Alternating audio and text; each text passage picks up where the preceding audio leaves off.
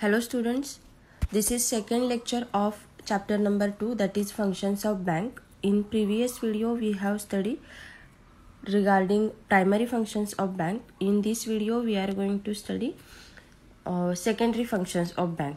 So secondary functions of bank, they are divided into two parts: public utility services and agency functions. We will start with the public utility services. Public utility services, they are also having 5 types: safe custody, safe deposit vaults, then a remittance of funds, pension payment, acting as a dealer in foreign exchange, that is forex market. So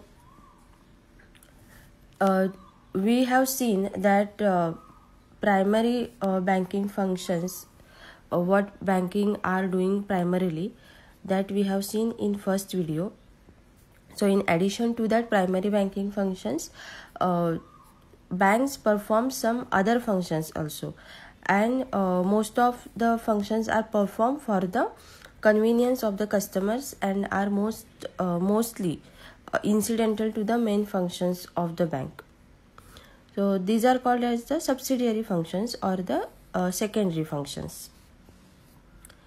So we have started the public utility services.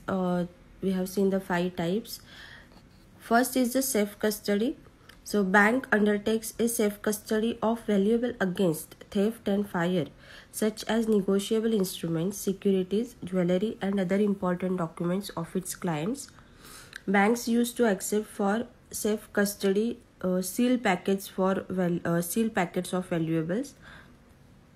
Packets were kept in the bank's safe. The customer was given safe custody receipt, which had to be returned to the bank when the customer wanted to take delivery of that packet. So while banks do not offer this facility anymore, as matter of course, in exceptional circumstances, the service is offered to select customers. Then next is the safe deposit vaults. Providing safe keeping facility for valuables is traditional function of bank.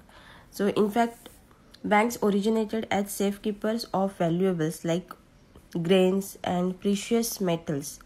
Banks maintain safe deposits vaults. Lockers are kept which can be hired by the customers for keeping their things. Then other valuable documents, other valuable documents are also kept in a locker. So this facility serves to keep the valuables safe from theft and fire. The keys of the lockers are with user of the locker. Banks charge rent on user of this service. Generally, the rent charged on safe deposits vaults are on the annual basis, and this rent varies according to the size of the safe deposits values. Then next is the remittance of fund. Remittance is the funding that is sent or transferred to another party, usually abroad.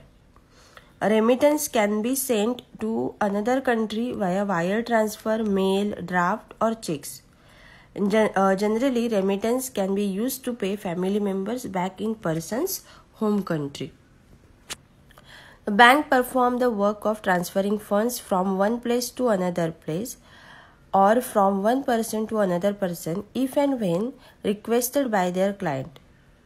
Anyone desirous of transferring funds has to approach the bank and tell the banker about the amount be transferred and the place where it is to be transferred. Then the bank may give a draft on its own branch at the place where the money is to be transferred. The person can present the draft to the bank and get the money when he wants it. That is remittance of fund. Next is the pension payments. Wide variety of payments are required to be made, and they can be made through banks. Many government officers who are authorized to prefer their own salary bills present the bills through the banks to the treasury. The pension bill is made payable to the banker and the check is a check in respect of pension is issued in the name of the banker. This arrangement is very convenient, especially for customers. Then next is the acting as a dealer in forex market, that is foreign exchange market. In the international trade, payments are required to be made in the currency of the selling country. Generally, most of the countries accept US dollars. Still, if an Indian importer imports goods from China, the payment for the import is to be made in the currency of China. For this purpose, Indian merchant has to exchange rupees for renminbi, that is the China's currency. This business of exchanging currency is also done by commercial banks, and the commercial banks charges some commission on the exchanging agency. Now let's talk about agency functions. We have seen here public utility services, the first part of the secondary banking functions. Next is the agency functions. Agency functions are those functions performed by bank for their customers, acting for them as their agent. These are payment and collection of a check, then bills and promissory notes, execution of standing instructions, acting as a trustee or executor, then purchase and sale of securities, then acts as a representative. First is the payment and collection of a check. When person has to make payment towards grocery, insurance premiums, rents, subscription of newspapers, magazines, etc., or to receive salary or pension or money due to promissory notes, dividends, etc., person generally entrusts the work of his banker. These functions are performed by banks on behalf of their customers. Banks collect the checks, make payment of checks on the part of the banker. These services are a source of income for the bank in the form of commissions. Next is the bills and promissory notes.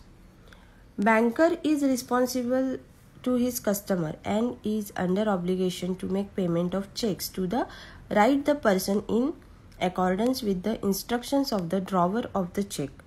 Bills and promissory notes on behalf of customer is an indispensable service rendered by a modern bank of this customer. While collecting the customer's check, a bankers act either as a holder for value or as an agent of the customer. Next is the execution of standing instructions. Customer may make standing instructions with his banker for making payments on his behalf to various persons, institutions against his account, or to collect money or transfer of money. That is called as execution of the standing instructions.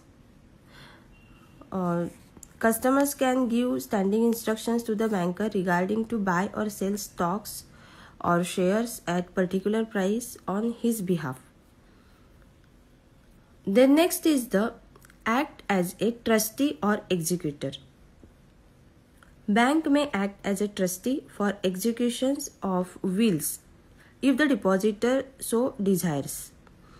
While acting as a trustee or executor or attorney, banks see that the interests of their client are properly protected.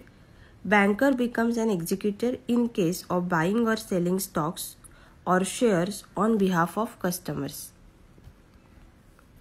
Banks can appoint special staff that would spare time for the bank and can utilize the services of legal financial expert.